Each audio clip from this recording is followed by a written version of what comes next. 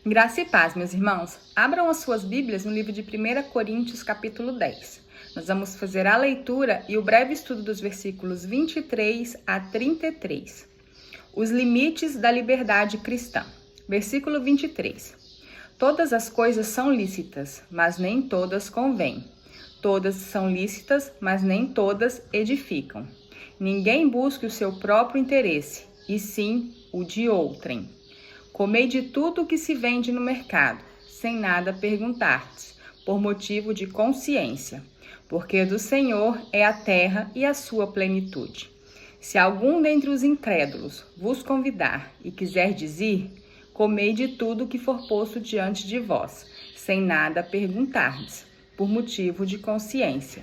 Porém, se alguém vos disser, isto é coisa sacrificada a ídolo, não comais, por causa daquele que vos advertiu e por causa da consciência. Consciência, digo, não a tua propriamente, mas a do outro. Pois, por que há de ser julgada a minha liberdade pela consciência alheia? Se eu participo com ações de graças, por que hei de ser vituperado por causa daquilo que dou graças? Portanto, quer comais, quer bebais, ou façais outra coisa qualquer, fazei tudo para a glória de Deus. Não vos torneis causa de tropeço, nem para judeus, nem para gentios, nem tampouco para a igreja de Deus. Assim como também eu procuro, em tudo, ser agradável a todos, não buscando o meu próprio interesse, mas o de muitos, para que sejam salvos. Graça e paz, meus irmãos. Vamos concluir hoje o estudo de 1 Coríntios 10, a partir do versículo 23.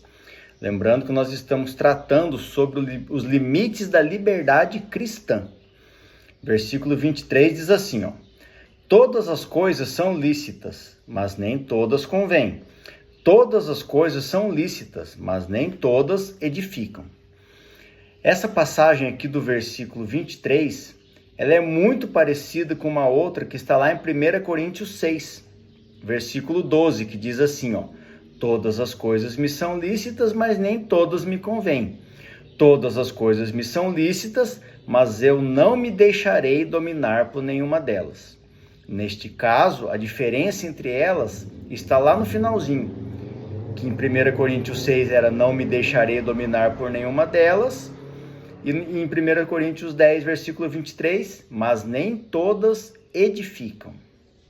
Na Bíblia, meus irmãos, edificação significa construir, levantar, fortalecer algo, seja uma estrutura física ou mais comumente dito sobre a fé, o caráter e a vida espiritual das pessoas e da comunidade cristã, através de princípios bíblicos de oração, amor e ensinamentos, visando o crescimento mútuo e a estabilidade na fé. É o processo de aperfeiçoamento e construção de uma base espiritual sólida, como uma casa sobre a rocha. Lembra da parábola da casa sobre a rocha e a casa sobre a areia? Enfim, versículo 24. Ninguém busque seu próprio interesse, e sim o de outrem.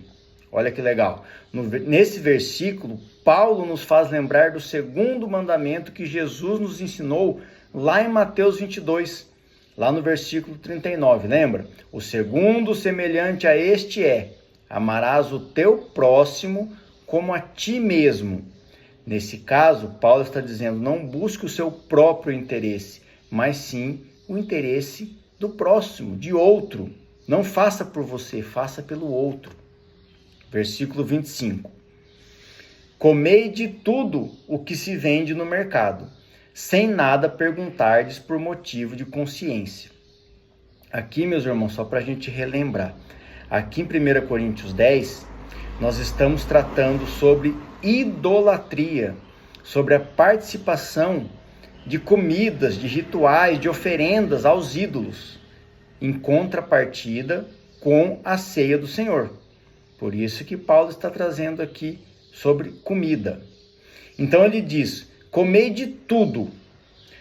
Eu vou trazer uma referência aqui que está lá em Atos 10, versículos 14 e 15, que é outro contexto, outra época e outro discípulo. Em 1 Coríntios é Paulo falando, em Atos 10 é sobre Pedro, que diz assim, mas Pedro replicou, de modo nenhum, Senhor, porque jamais comi coisa alguma comum e imunda. Segunda vez a voz lhe falou, ao que Deus purificou, não consideres comum.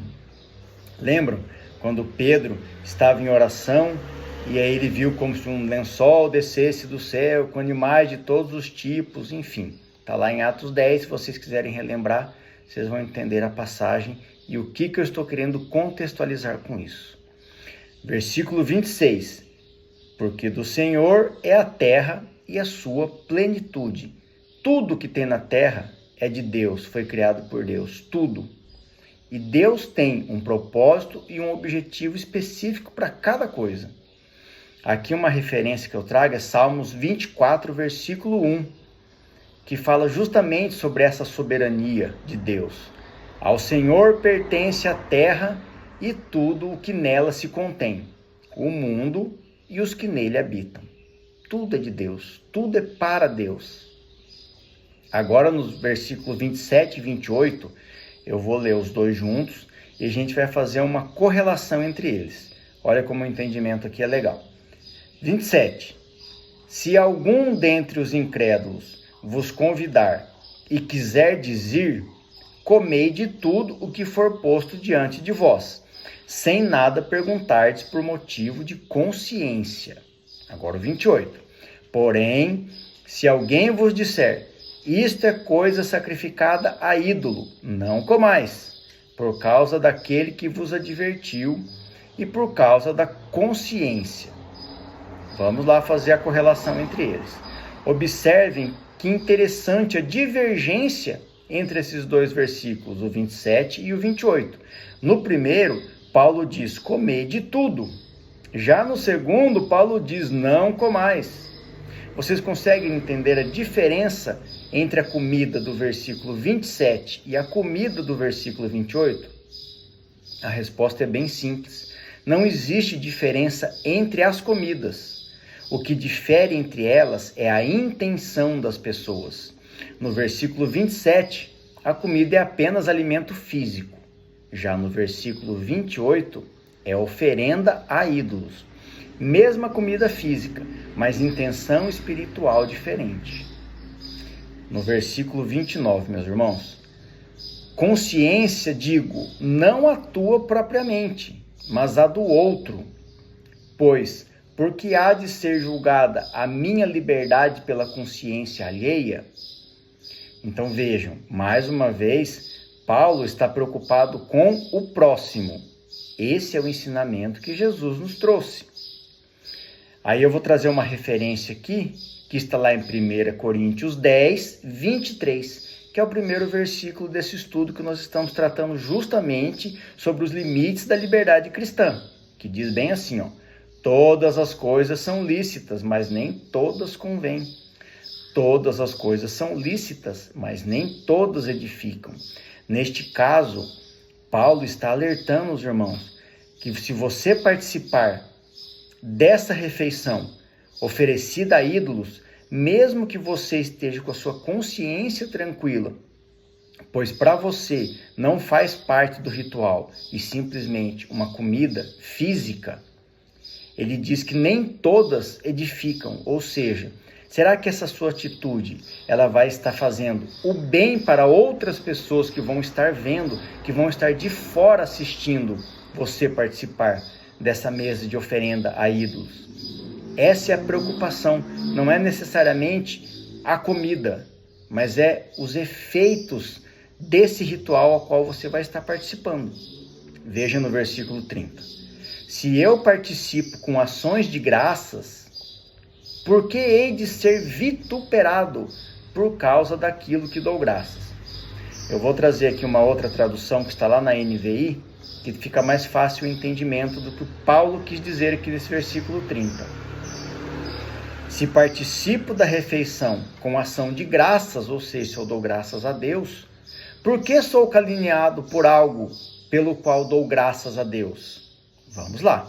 Lembrem-se, meus irmãos, que Paulo está tratando com a igreja de Corinto a participação em rituais idólatras. Nesse caso específico, está falando sobre as comidas oferecidas aos ídolos. O ponto-chave desse versículo é olhar para essa situação descrita com os olhos de quem está fora dessa refeição. O cristão que está comendo com os pagãos sabe exatamente os seus sentimentos e os seus objetivos. Por exemplo, simplesmente se alimentar e glorificar a Deus. Mas quem está de longe, vendo o irmão naquela situação, será que ele vai conseguir enxergar o sentimento e o objetivo do irmão que está à mesa? Ou vai conseguir ver somente o irmão participando do sacrifício oferecido aos ídolos? Os dois, tanto o participante como o observador, estão corretos e firmados na palavra de Deus. Mas como estão olhando a situação por óticas diferentes, isso pode causar escândalo e discórdia entre os irmãos. E isso deve ser evitado. É sobre isso que Paulo está falando. Agora eu vou ler os 3 próximos versículos seguidos e depois nós vamos fazer uma conclusão. No versículo 31, portanto, quer comais, quer bebais, ou façais outra coisa qualquer, fazei tudo para a glória de Deus. Não vos torneis causa de tropeço, nem para judeus, nem para gentios, nem tampouco para a igreja de Deus. Assim como também eu procuro em tudo ser agradável a todos, não buscando o meu próprio interesse, mas o de muitos, para que sejam salvos. Lembrem-se, meus irmãos, o objetivo do Evangelho é trazer a salvação, não é trazer o meu próprio bem-estar. Nunca foi dito na Bíblia que o Evangelho ia ser um momento de calmaria para o cristão. Muito pelo contrário, iriam sofrer tribulações, perseguições, mas o objetivo final era a salvação da alma das pessoas. E a nossa obrigação não é escolher os salvos, é levar a palavra. Quem vai salvar é Jesus Cristo. Quem vai converter é o Espírito Santo. Tudo isso pelo agir de Deus. Meus irmãos, vejam como a palavra de Deus é simples, objetiva e maravilhosa. Era para ser tão fácil viver de acordo com os mandamentos de Deus, mas então por que se torna tão difícil e controverso? A resposta é sempre a mesma, porque tem pessoas envolvidas. Uma vez ouvi um pregador dizendo algo muito interessante, e ele dizia bem assim, não basta ser cristão, você precisa parecer cristão. E não basta parecer cristão, você deve ser cristão. O que isso quer dizer? Quer dizer que devemos conhecer e viver conforme a palavra de Deus e o Evangelho de Jesus Cristo. Nós precisamos conhecer a palavra para poder aplicar nas nossas vidas e sermos verdadeiramente cristãos. Não adianta nada você ter decorado a Bíblia e não compartilhar esse conhecimento, as boas novas, lembra das boas novas do Evangelho? Com ninguém. Nem tampouco agir como outros cristãos por uma convenção social, sem saber verdadeiramente o porquê agir assim. Mais uma vez eu digo, meus irmãos, a Bíblia é o nosso manual de instruções. Leia a Bíblia, estude a Bíblia, conheça e busque o entendimento da mensagem que a Bíblia nos traz. A verdade não está em mim, não está no que eu estou falando. A verdade não está no pastor e a verdade não está no padre. A verdade é Jesus Cristo. Para encerrarmos mais esse capítulo, mais esse trecho de estudo, vou trazer uma frase também que inclusive é o que nos motivou a realizarmos esse estudo, que está lá em João 8,32, que diz assim, e conhecereis a verdade, e a verdade vos libertará. Que tudo seja feito para a honra e glória do nosso Senhor Jesus Cristo. Amém.